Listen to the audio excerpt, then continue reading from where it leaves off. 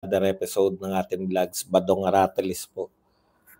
Pag-uusapan natin, ito po, no, si Martin Romualdez, mukhang sinisiguro, ang dami na pong nagpapahayag ng mga congressman na sigurado daw na mananalo bilang speaker. Dahil sa ngayon pa lang ay mayroon na raw siyang 285 super majority. Kasama po dyan yung mga Liberal Party, no? Okay. Bakit naman kabadong-kabado kayo kay Pulong? Pag-uusapan pa rin po natin, ito po yung party list na OFW ay nagpo-protesta po na wala na raw pong matitira na representante ang OFW dahil sila'y natalo. Sinisin nyo pa. Kaya humihirit po na dapat may representative po ang OFW. Ayan. Okay. Kasi pangalan nila OFW party list. Pag-uusapan din po natin, ito po, no? At iba pang mga balita. Pero bago yan, kung bago ka pa lang dito sa ating channel, mag-subscribe ka na.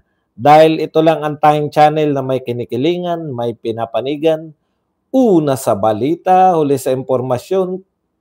Kaya ano pang hinihintay nyo? Pindot na. Okay. Okay naman ako. Bakit? Ano po ba nangyari sa akin?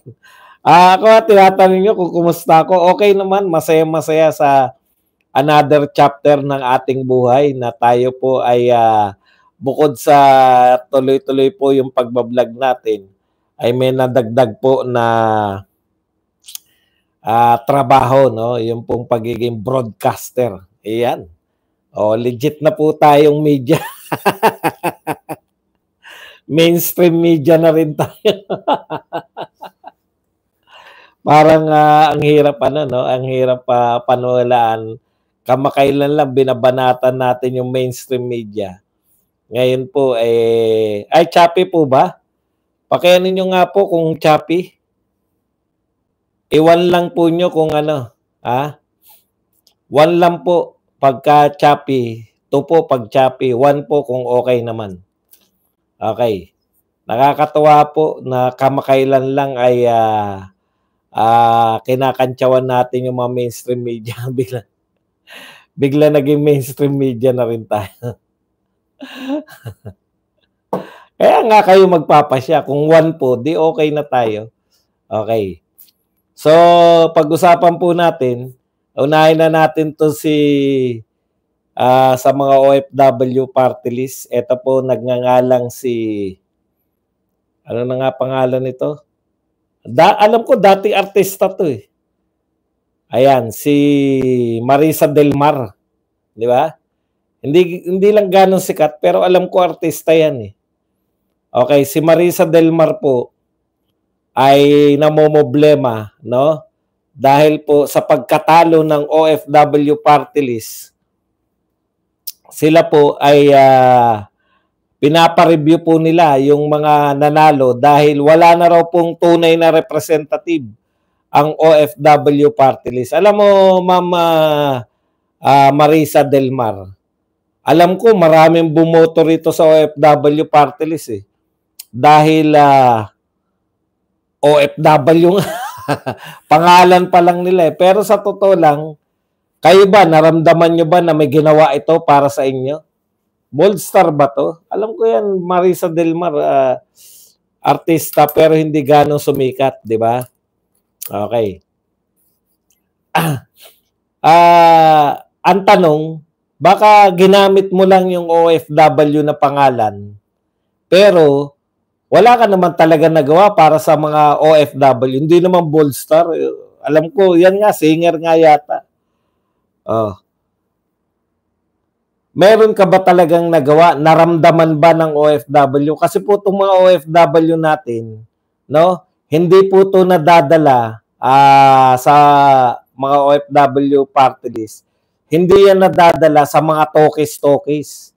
Sabi nga sa inyo, hindi po nadadala yan sa ayuda, hindi po nadadala yan sa mga media-media, no?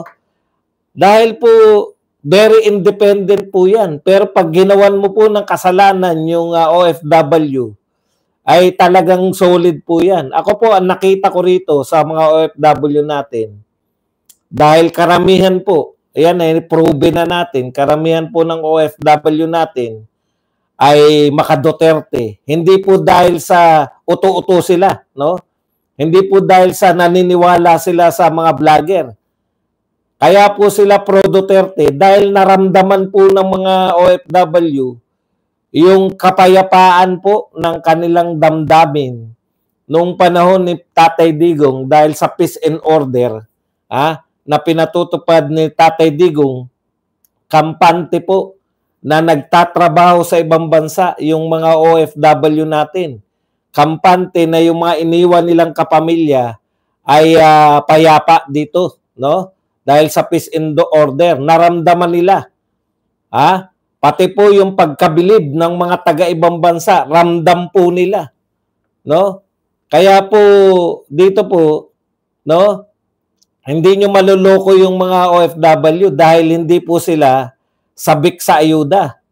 Hindi po sila umaasa sa ayuda. In fact, sila po ang namimigay ng ayuda sa kanilang mga pamilya. So iba po yung pride, iba po yung pride ng mga OFW na sila po nakakita ng totoo. Totoong magiging proud sila, totoo na ipinagkakapuri nila sa ibang bansa at pinupuri po saksi yung mga OFW natin kung paano purihin ng mga taga-lugar nila kung saan sila naghanap buhay. Saksi yung mga OFW natin kung paano kapuri-puri o pinupuri po si Tatay Digong. Kabaliktaran naman itong nangyayari sa ngayon. Okay? So, pero ang pinakamasakit sa lahat na ginawa nyo, OFW, halos hindi na nga maramdaman kung may ginagawa ba kayo para sa OFW o wala, ay pumirma pa kayo ng impeachment laban kay BP Sara. Hindi nyo po matatanggi yung galit. Yan po, resulta po yan, yung pagbasura sa inyo ng mga mismong OFW, resulta po yan ng ginawa ninyo sa mag-amang Duterte o sa kay BP Sara Duterte. Kaya po tuwan-tuwa sila na hindi kayo nanalo. Akalain nyo yun? Yung mga OFW, hindi po kayo tunay na boses Representative kayo. Kinonsulta nyo ba man lang? May nagpunta ba sa inyong OFW party list? Kayong mga OFW na nanonood sa atin? Kinonsulta ba man lang kayo ng inyong representative di umano? Kung tinanong kayo kung gusto nyo bang ma-impeach si BP Sara o wala? Okay. Natupad ang pinapangarap namin para sa inyo na mapunta na mas malaking entablado. Maraming salamat po sa mga naniniwala. Wala. Walang kumonsulta sa inyo. Ibig sabihin, umakto ka, hindi as representative ng OFW. Umakto ka bilang politiko. Umakto ka, namulitika ka, pinulitika mo yung nire-represent mo. Kasi sa totoo lang, kung tunay kang nagre-represent sa OFW, naramdaman mo sana na mahal ng mga tao yung mga Duterte. Bukod sa hindi na nila maramdaman yung tulong mo, yung ayaw nilang gawin sa Vice President, ginawa mo. Tapos magtataka ka, bakit hindi ka na binoto? Hindi mo nga mauuto yung mga OFW. Mas marunong pa sila sa inaakala mo. Kung maraming nauuto dito sa Pilipinas ng mga Pilipino, bihira pong mauto yung mga OFW. Dahil may economic power sila Meron po silang, hindi po sila umaasa sa gobyerno. Hindi po sila humihingi ng kalingain sila. Yan po ang kaibahan ng mga OFW sa mga Pilipinong nakatira sa Pilipinas.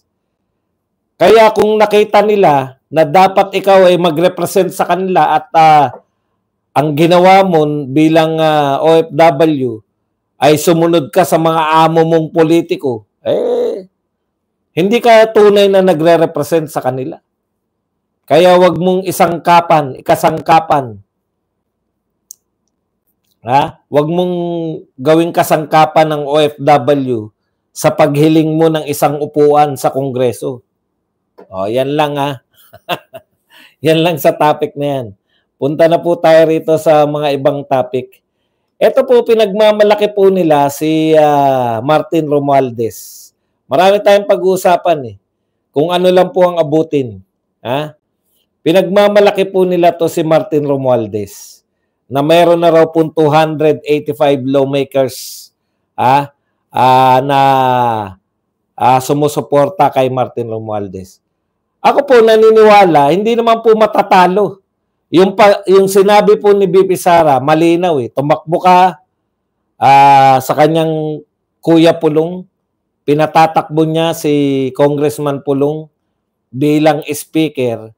Kasi po, kung matalo po, automatic yung natalo, yun po ang magiging minority floor leader. Nakuha nyo po? Pag nilabanan mo si Speaker Martin, nag-i-speaker si Martin, yung natalo po ni Speaker, nakalaban niya, yun po ang automatic na magiging minority floor leader. So siya po ang magiging pinuno ng minority. At bilang pinuno po ng minority, lagi po silang, kaya kita nyo po, yung mga minority, nung nagdaan kasama yung mga Makabayan Black, lagi po sila sa lahat po ng mga investigasyon. Lagi po silang kasali kasi konti lang sila So lahat po ng bawat po committee, meron pong miyembro niyan ng minority. So kung magma-minority si Pulong, powerful pa rin po yun dahil lahat ng committee, miyembro sila. Okay. So lahat po ng committee, miyembro, at least mayroon pong minority. So, magiging makapangyarihan din po si Pulong. Yun po yung gusto ni BP Sara, hindi sila maichepwera. Kasi noong nakaraan, si Romualdez yung majority, speaker siya, tapos pati po yung minority, kakampi nila. Hindi kakampi nila yung minority. Yung Liberal Party tsaka yung Makabayan Black, yun ang minority.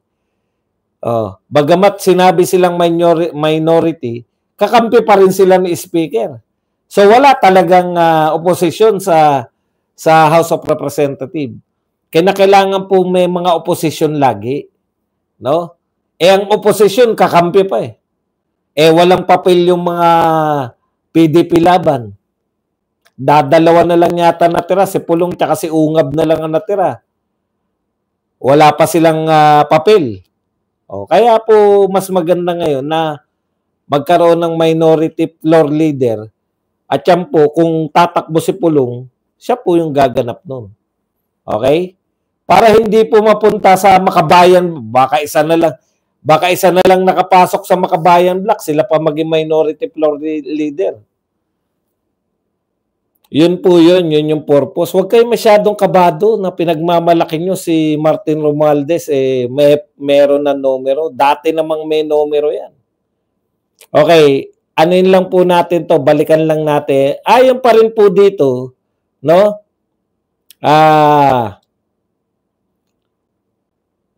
Nasa na ba yun? Si Martin Romualdez daw po, ayon dito kay Congressman Suarez, ay silent but effective. Yan. Kasi nga, makukuha niya na naman silent but effective sa inyong mga congressman. Bakit kayo naniniwala na dapat si speaker pa rin? Ayon nga kay BP Sara, dalawa lang silang may control ng budget Si Martin Romualdez at si Saldico, di ba? Ayon niya kay BP Sara. So, ibig sabihin, kung gusto nyong maambunan sa budget, gano'n naman yung mga congressman. Kung sino po yung speaker, doon po sila. Nung ang speaker po ay kakampi ni Pangulong Duterte, kaalyado sila ng PDP Laban. Marami po matataas na tungkulin, mataas din ang tungkulin sa PDP Laban, nagsipag-resign para sumanib na kay Martin Romualdez nung nanalo na si Bongbong Marcos. Normal na po yan. Huwag na po kayong magtataka. Ganyan po ang politika sa Pilipinas. Yung mga namulitika po ngayong panahon lang ni Pangulong Duterte, masanay na po kayo. Ang pinaka-numero 1 pong baliktarin sa lahat ng mga politiko, mga congressman. Kaya kung sino po nakaupo, lagi sa kanila yung majority. Lagi sa kanila speaker. Magmula pa yan kay Cory hanggang kay Tatay Digong, ganyan po ang kalakaran. Okay. Ngayon, yung sinasabing silent but effective, effective talaga. Baka sa inyo lang mga congressman. Kasi ang alam ko, nangampanya yan para sa alyansa eh. Talo yung alyansa eh. O, paano ka nag-effective? Ang politiko po, masasabi pong effective, kung nananalo, nagpapanalo, hindi na, questionable pa nga pagkakapanalo niya, walang kalaban. Di ba? Kinakabahan din, nanigurado. Baka matulad siya sa Cebu. Nakakala mo, ang lakas-lakas, no? Tinalo ni Barry Cuatro. Gusto ko yung si Barry Cuatro, nagulat ako, may pasasalamat pala sa mga nakatulong. Tol, Tol, makinig ka, tignan mo yung ginawa ni Barry Cuatro sa lahat ng mga nakatulong sa kanya, sa pagtakbo niya, pinasasalamatan. Tumatanaw ng utang na loob, Tol.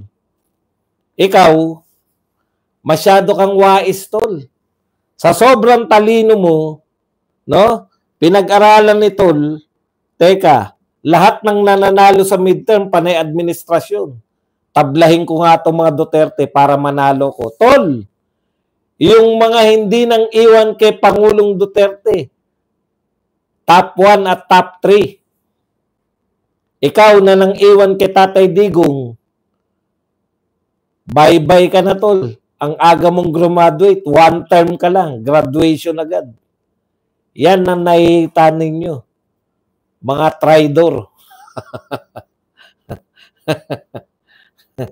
Di ba? Wala. Silent but effective. Asan yun? Bakit kayo talunan? Okay. Nakakatuwa po itong Pulse Asia dahil nilabas po nila ngayon panay pabor sa Duterte. Naglabas po ng mga survey ang Pulse Asia. Kami naman, correct, tumaya sa maling bangkero. Yan, magandang ano, no?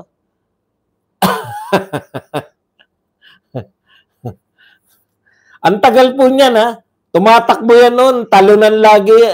Hindi ko lang alam kung 1 o 2 takbo yan eh. Natalo eh.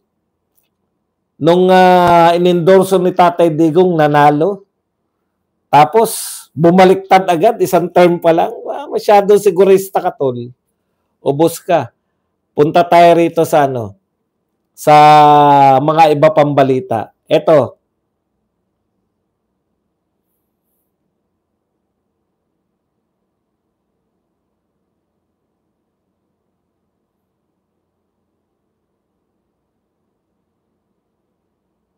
Yung sa Pulse Asia.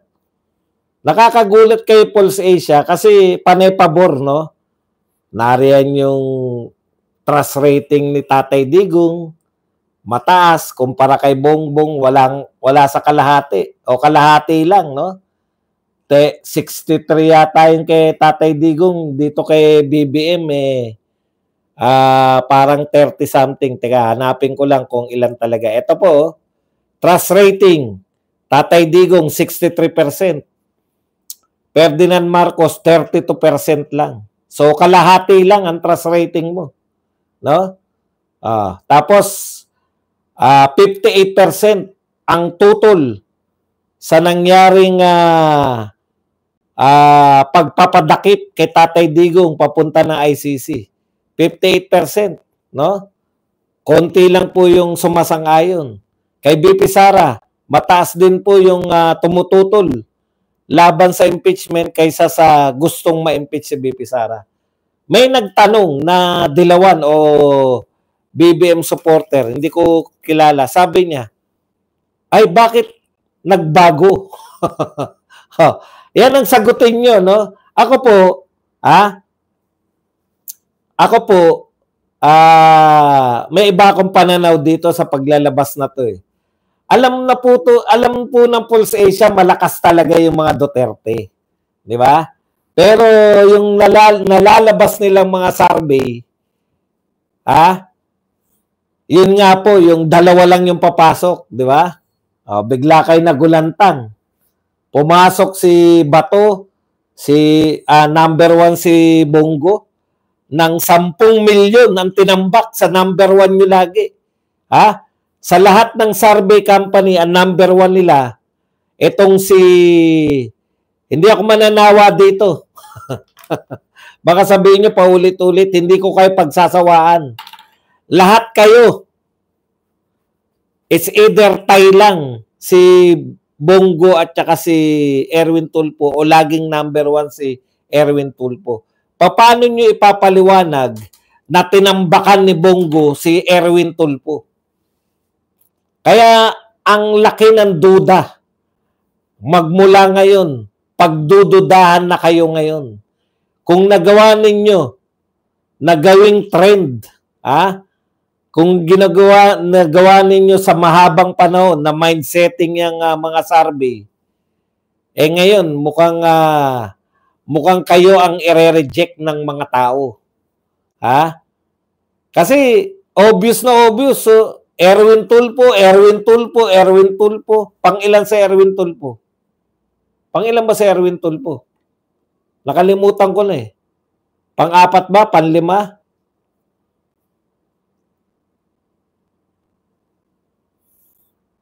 Okay. Alam nyo, wala po akong problema dyan, no? Talaga naman popular yung mga Duterte kaysa kay BBM. Ang tanong ko lang, Pulse Asia, bakit ngayon lang kayo naglalabas ng mga pabor sa Duterte? Yun yung problema namin eh. Pang-4 lang, di ba? Ilan ang lamang ni Bongo tsaka kay Erwin Tulfo? Paano mo malalamangan ng ganyang kalaki si Erwin Tulfo kung laging number 1 sa mga survey? Ang tanong po namin ngayon, bakit po kayo naglalabas para saan? Meron po ba? At saka bakit po ninyo, first time po na pinagkumpara nila yung tatlo. BP Sara, si Tatay Digong, at saka to si BBM. Bakit? Ano yung purpose? Para palabasin ninyo na very popular ang mga Duterte kaysa kay BBM? Alam na namin yan. Nagtataka nga kami sa mga survey ninyo. Bakit hindi yan lumalabas before election? Di ba? Sa tingin ko, ito po, para muli silang paniwalaan ng tao. Para muli silang paniwalaan. Ito, survey namin, talagang popular yung mga Duterte. Hindi yan yung na-survey nyo hindi yan yung sinarvey, mga survey result ninyo. Kayo lahat, nilalahat ko na kayo. Lahat kayo. Ang panalo lagi sa inyo, alyansa. Huwag tayong magbulahan. Ngayon, maglalabas kayo na very popular yung mga Duterte. Ililigtas ninyo yung survey ninyo sa kawalan na ng tiwala ng tao. Ipaliwanag ninyo muna, no, bago kayo magganyan. Alam ko yung purpose niyan. Wala namang problema diyan. Totoo naman yan ang totoong survey. Ngayon, paano niyo sasagutin? Ay, bakit yung mga survey, bakit nabaliktad daw? May nagtanong, malamang ang nagtanong, anti-Duterte. Bakit daw mas marami na ngayon ang ayaw sa impeachment? Bakit daw mas marami na ngayon ang ayaw na makulong si Tatay Digong sa ICC? Oh, sagutin niyo yan. Kayo sumagot niyan. Kasi ang alam namin at nakita namin, ayaw ng mga Pilipino na makulong si Tatay Digong sa ICC. Ang nakita namin at nasaksihan namin, ayaw ng mga Pilipino na ma-impeach si BP Sara. Pero iba yung lumalabas sa mga nilalabas ng media noon na survey. Pinalalabas na gusto ng mga Pilipino yung na managot sa ICC. Gusto ng mga Pilipino. Magpaliwanag muna kayo. Magdadagdag na naman kayo. Alam na namin yan. Yan naman talaga ang gusto ng mga Pilipino. Kahit sino tanungin nyo. Duterte ka ba? Pero siguro kung sa Ilocos ka magtatanong.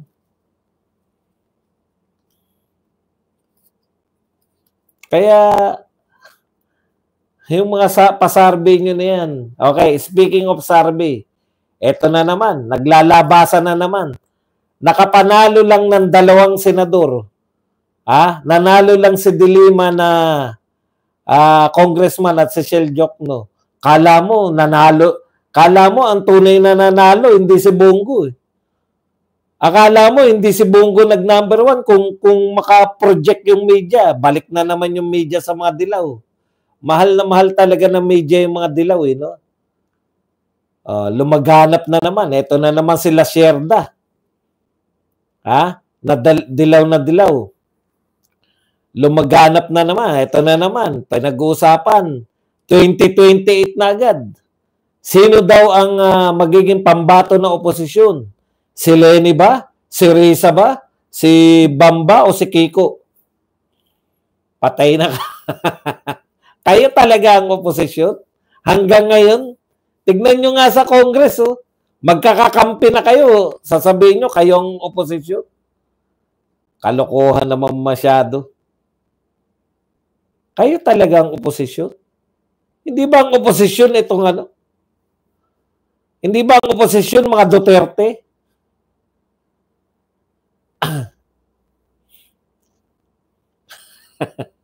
Bakit ka naman nagtatanong gaano kalayo bahay mo sa SMNI?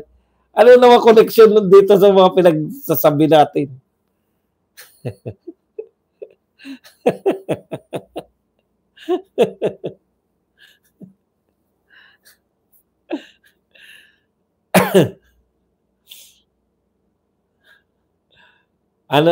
Nasa na ako?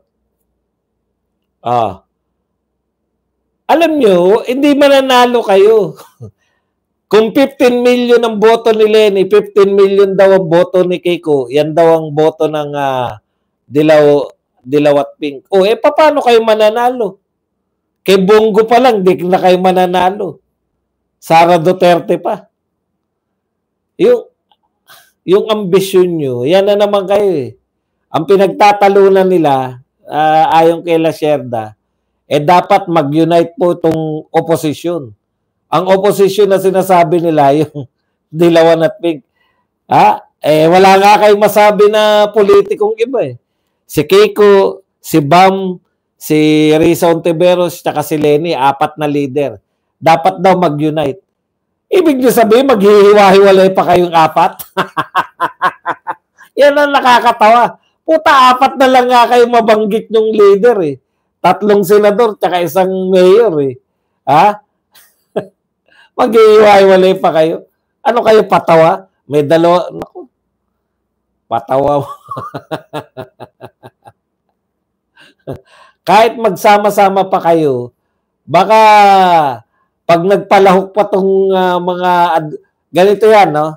Solid Duterte. Tinitiyak namin, kilala nyo na pambato namin. Hindi ko na ililihim. Si BP Sara pambato namin sa 2028. Bakit ba dong sigurado ka ba na hindi siya hindi siya found guilty ng impeachment court? Opo, sigurado po ako.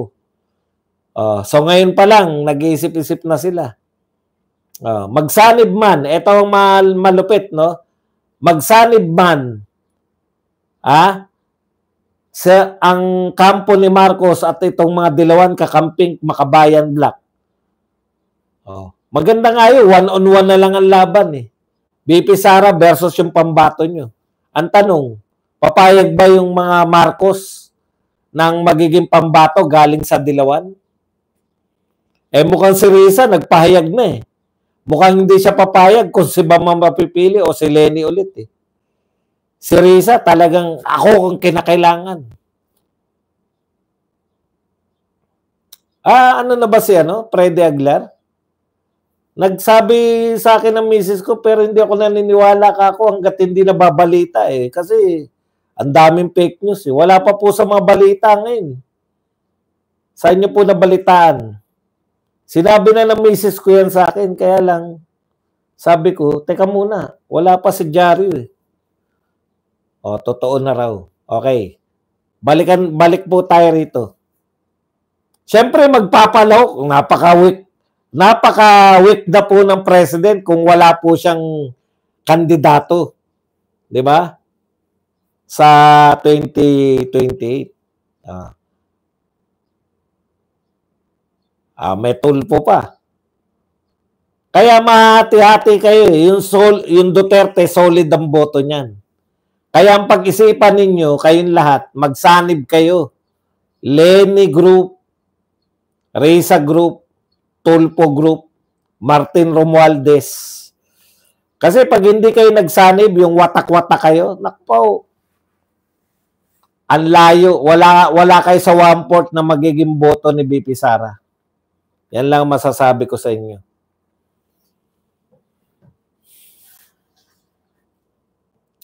Wala yung mga... Wala yung pare-pareho. Ito po ang pinakamatindi na nilang laban. Kaya na kailangan nila maipanalo tong impeachment. Kasi pag hindi po nila naipanalo tong impeachment, sa impeachment court, pag napawalang sala po si BP Sara dito, patay na yung mga ambisyon nila sa 2028. Kaya gagawin na nila lahat. Pero, hindi ganun kadali yun eh.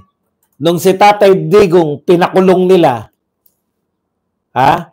pinakulong nila si Tatay Digong, natalo sila sa natalo sila sa senatorial election. Kung impeach, papatanggal nila sa pwesto si BP Sara bilang Vice President sa pamamagitan ng impeachment, magkakaroon po ng boto para sa mga Duterte kahit hindi si BP Sara ang tumakbo. Nakuha nyo? Marami pong pambato yung mga Duterte. Pwedeng si Bongo, pwedeng si Baste. Kaya mas lalo.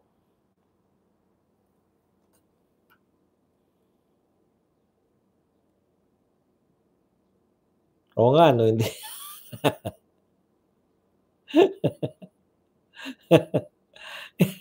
Kung magpaalala naman kayo, patapos na ako. Okay, yan lang po ang hindi. Sige, meron pa. Mahaba pa pala oras. Teka, i-on lang natin tong... Yun lang, papakitain nyo naman ako. Sasayang naman itong pinaggagawa natin dito. Mamaya po, meron pong Birada Aguila. So, hindi po ako nakatoka ngayon. Bukas po ako. Ngayon si BMR tsaka si Brothers Travelers. Tuwing Lunes lang po kaming 5. Tuwing Lunes. Mahaba pa nga oras. Meron pa tayong topic. Huwag kayong mag-alala. Okay. So, lipat na tayo sa ibang topic. Marami tong topic na inihanda ko ngayon. Ito po. Nag-travel warning po ang US sa Pilipinas.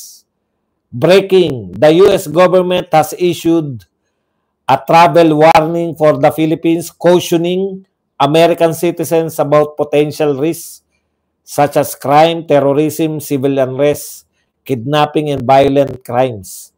The U.S. travel advisory comes amid reports of high-profile crimes in the Philippines, contradicting the authorities' claim of a 23.13% drop in Metro Manila's crime rate from November to May 23, 2025. Okay. So, mismo po yung mga travel advisory ang kasi mahirap pong kontrahin eh. Mahirap pong kontrahin yung binibigay nilang datos eh, di ba? Sinasabi nila, bumaba yung krimen. Crime rate natin bumaba. Ayan po pinagmamalaki ng PNP. Kung bumababa po ang krimen, bakit po naglabas ng mga advisory itong US, winawarningan po yung mga US citizen sa pagpunta sa Pilipinas. Yan po yun eh. Kaya mahirap po yung numero sa nakikita ng tao. May naano nga ako na pati nga yung sa BGC no, na dating safe na safe ka. Madaling araw gumigising ako. Parang safe na safe ka, di ba? Meron na rin pong ilang krimen. Hindi naman po ganong kalaganap. Pero yan na nga, no? Diyan nga po yung mga nababalitaan. Kaya po safe haven sana yan. Na marami pong ano rin eh. Marami pong naninirahan na mga foreigners diyan sa BGC. Kasi yung feeling nga na safe sila eh. Pero yung nababalitaan na may mga kidnap o ransom, iba po yun. Hindi po yun pwedeng isang tabi. Okay? Wala pong sagot tapos nagpo-protesta sila. Di naman po nakatulong sa legit na OFW katulad ko. Okay, yan lang po ang ating topic. Pwede na po kayong